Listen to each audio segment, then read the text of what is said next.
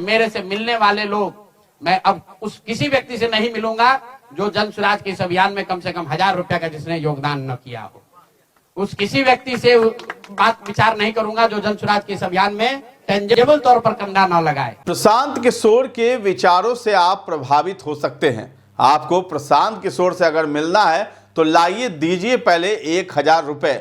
जी हाँ, प्रशांत किशोर अब पेड हो चले हैं। पीके अब किसी भी व्यक्ति से तब तक नहीं मिलेंगे जब तक वो व्यक्ति 1000 रुपए नहीं दे देता है। नमस्कार, आप देख रहे हैं न्यूज हाट, मैं हूं आपके साथ रितेश शर्मा। प्रशांत किशोर जनसुराज पार्टी के सूत्रधार और संरक्षक बिहार चुनाव में मिली करारी हार के बाद अब महंगे हो चले हैं। अगर आपको पीके से मिलना है तो पहले आपको उसकी कीमत चुकानी होगी। अगर आप उस कीमत को नहीं देते हैं तो आप पीके से नहीं मिल पाएंगे। पीके अब फ्री में किसी से भी नहीं मिलेंगे। पीके ने साफ कर दिया है कि यदि आपके पास 1000 रुपए नहीं है तो आप चंदा लेकर 1000 रुपए दीजिए और फिर हमसे मिलिए। पीके के इस ऐलान से सियासी सरगर्मी तो हाई है, लेकिन प्राइवेट कंपनी से 20 करोड़ चार्ज करने वाले प्रशांत किशोर का हाल अब 1000 रुपए तक में ही सिमट चला है। पीके ने 2 अक्टूबर 2024 को जनसुराज को पार्टी का रूप दिया और ऐलान किया कि वो बिहार विधानसभा में अपनी पार्टी को भी मैदान में उतारेंगे।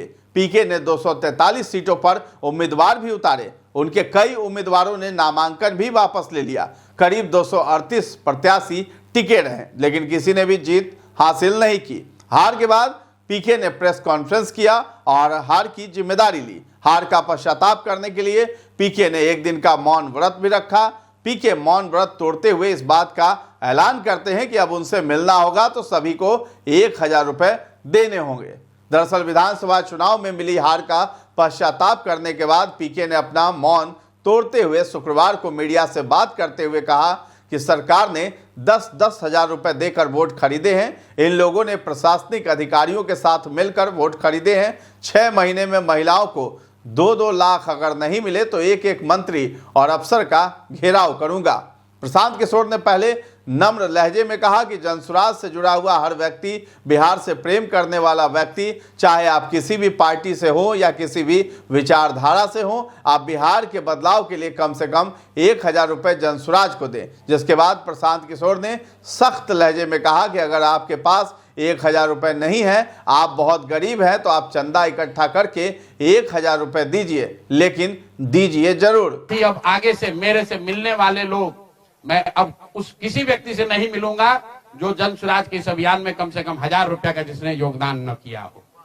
उस किसी व्यक्ति से बात विचार नहीं करूंगा जो जन स्वराज के इस अभियान में टेंजेबल तौर पर कंधा न लगाए, क्योंकि जैसा मैंने कहा है, सलाह का समय खत्म हो। कई लोगों को लग रहा है कि प्रशांत किशोर आए थे पैसा वैसा लेकर, अब तो 3 वर्ष हो गया, पैसा कितना दिन चलाएंगे, भाग जाएंगे छोड़कर।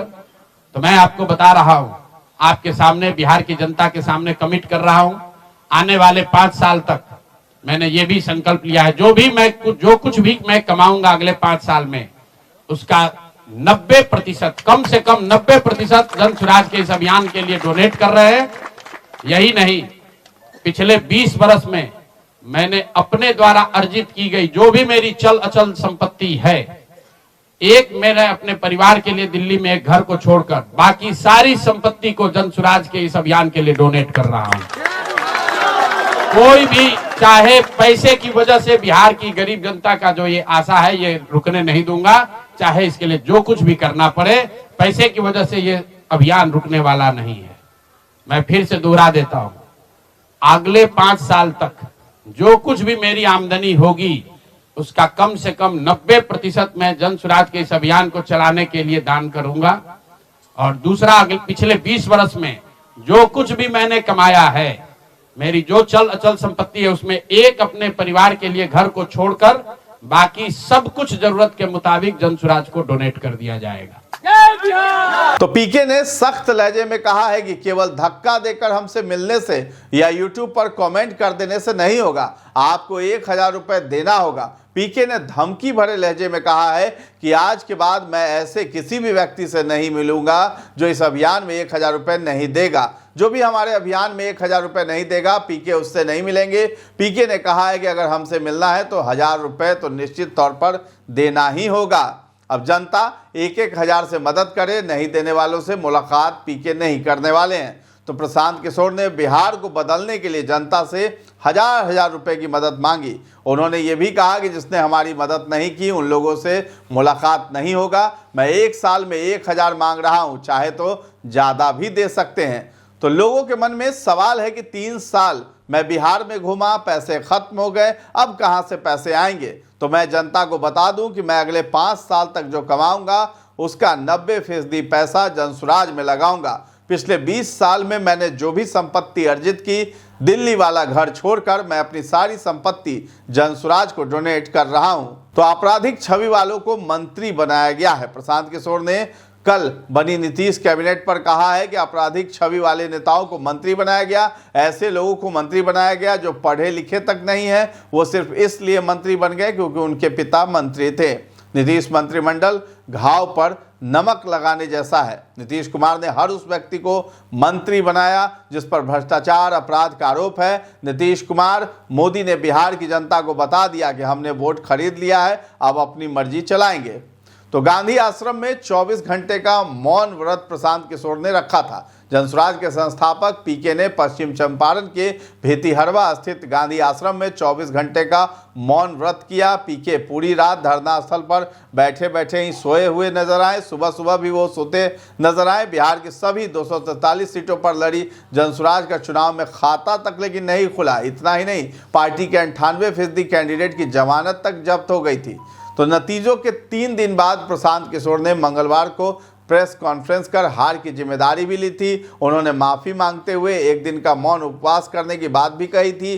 जनसुराज की ओर से बताया गया कि ये मौन उपवास किसी विरोध प्रदर्शन का हिस्सा नहीं बल्कि प्रशांत किशोर के आत्ममंथन और जनता के संदेश को अंदर से समझने का प्रयास है। बताया गया कि वे पिछले कई दिनों से संगठन की आगे की दिशा और मिशन 2025 पर मंथन कर रहे थे, जिसके बाद उन्होंने इस शांतिपूर्ण उपवास का फैसला लिया। इसके साथ ही साथ जनसुराज नेता सह भोजपुरी अभिनेता रितेश पांडे ने कहा है कि प्रशांत किशोर ने बिहार में ईमानदारी लाने का प्रयास किया।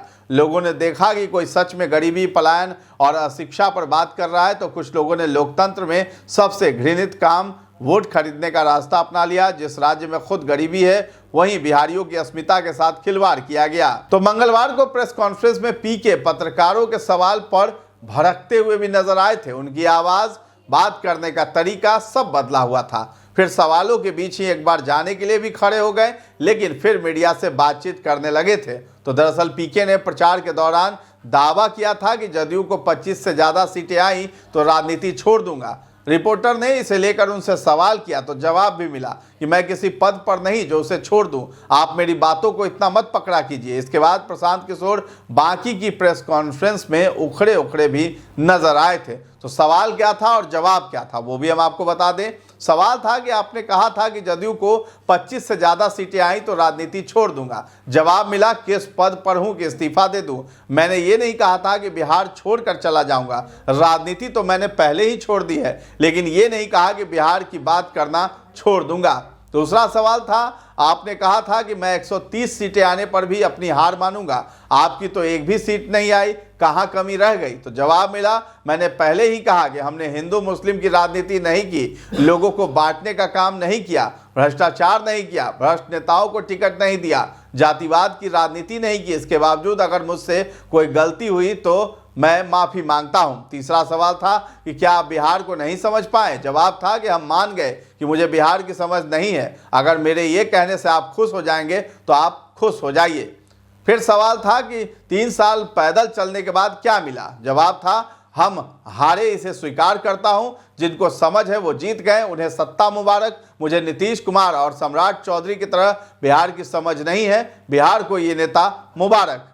फिर सवाल आया कि आपने बिहार बदलने की बात कही, आप हारने के चौथे दिन सामने आए, कैसे बिहार बदलेंगे। जवाब था, आप तो ऐसे सवाल कर रहे हैं जैसे मैंने बिहार बदलने की बात कहकर कोई गुनाह कर दिया हो। मैं अभी भी यही हूं, जब सही समय आया तो आपसे बात कर रहा हूं। इसके बाद प्रशांत किशोर ने झल्लाते हुए कहा कि आप लोग तो मेरा ही पोस्टमार्टम कर रहे हैं। आपको बता दें कि प्रशांत किशोर की जनसुराज पार्टी के प्रदर्शन की बात करें तो 238 में से 233 कैंडिडेट मतलब 98% की जमानत जब्त हो गई।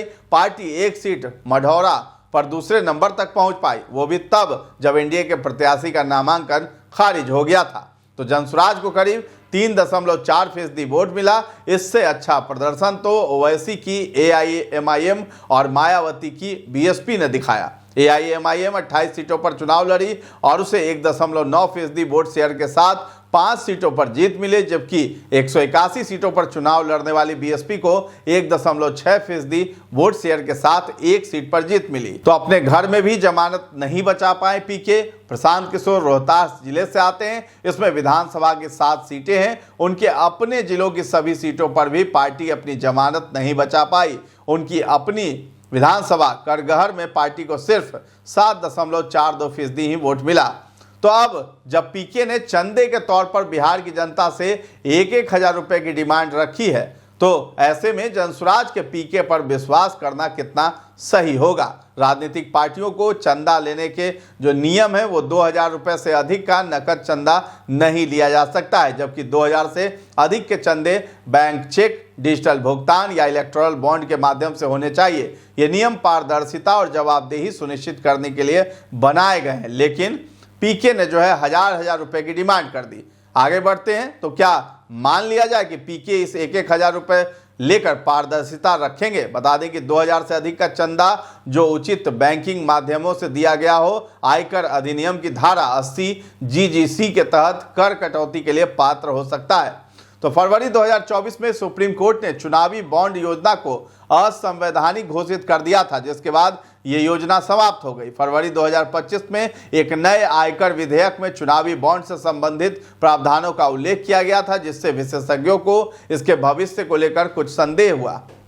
कोई भी भारतीय नागरिक या भारत में पंजीकृत कंपनी राजनीतिक पार्टियों को चंदा दे सकती है। तो कंपनियों के लिए अलग नियम है। 2017 के संशोधन से पहले कंपनियों को पिछले 3 वर्षों के औसत शुद्ध लाभ के 7.5% तक ही दान करने की अनुमति थी। इस संशोधन के बाद कंपनियों पर दान की राशि की कोई सीमा नहीं है। साथ ही उन्हें यह खुलासा करने की भी आवश्यकता नहीं है कि उन्होंने किस पार्टी को कितना चंदा दिया है। तो विदेशी स्रोतों से चंदा नहीं लेने का भी प्रावधान है। राजनीतिक पार्टियां जो है किसी भी विदेशी स्रोत से चंदा स्वीकार नहीं कर सकती हैं। सरकारी कर्मचारी दान नहीं कर सकते हैं। कोई भी सरकारी कर्मचारी किसी राजनीतिक पार्टी को चंदा नहीं दे सकता है और न ही उससे जुड़ा हो सकता है।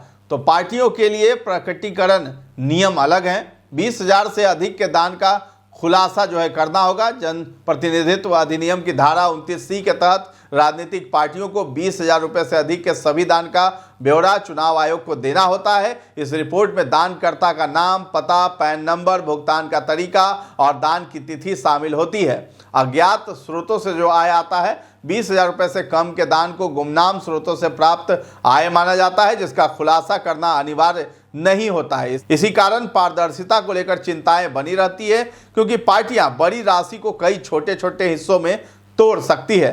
तो आयकर और कर कटौती, जो कर छूट होता है, उसमें राजनीतिक पार्टियों की आय को आयकर अधिनियम की धारा 13A के तहत कर से छूट मिलती है। दानकर्ताओं के लिए भी कर लाभ मिलता है। धारा 80 जीजीसी व्यक्ति उचित बैंकिंग माध्यमों से पंजीकृत राजनीतिक पार्टी या चुनावी ट्रस्ट को दिए गए दान पर आयकर कटौती का दावा कर सकते हैं। नकद दान इस कटौती के लिए पात्र नहीं है। धारा 80 जीजीबी भारतीय कंपनियां राजनीतिक पार्टी को दिए गए दान पर 100% कर कटौती का दावा कर सकती है, बशर्ते भुगतान बैंक के माध्यम से किया गया हो। तो चुनाव आयोग की सिफारिशें, चुनाव आयोग ने राजनीतिक फंडिंग में और अधिक पारदर्शिता लाने के लिए कई सुधारों का प्रस्ताव दिया है, जिनमें नकद चंदे की सीमा को कम करना और अज्ञात स्रोतों से मिलने वाले चंदे को सीमित करना शामिल है। तो ये जो नियम है, ये हमने आपको बताया है। चंदा लेने के जो नियम है वो तय किए गए हैं, लेकिन प्रशांत किशोर जो 1-1 हजार रुपये मांग रहे हैं, उसमें कहीं भी पारदर्शिता नजर नहीं आती है। अगर 1,000 रुपये मिलते हैं तो न तो उसमें किस माध्यम से भुगतान हुआ है, पैन नंबर, देने वाले का नाम, ये सब कुछ गोपनीय रखा जा सकता है। तो नियम का पालन तो कर रहे हैं, लेकिन 1-1 हजार रुपये अगर बिहार की जनता प्रशांत किशोर को देती है, जनसुराज को डोनेट करती है, तो ये जो करोड़ों अरबों रुपए का खेल होने वाला है, आखिर इसमें पारदर्शिता कैसे रख पाएंगे प्रशांत किशोर, ये बड़ा सवाल उन पर उठता है। तो फिलहाल इस खबर में इतना ही है। न्यूज़ 8 के साथ बने रहें और अभी तक हमारे चैनल को आपने सब्सक्राइब नहीं किया है तो जरूर कर लें। धन्यवाद।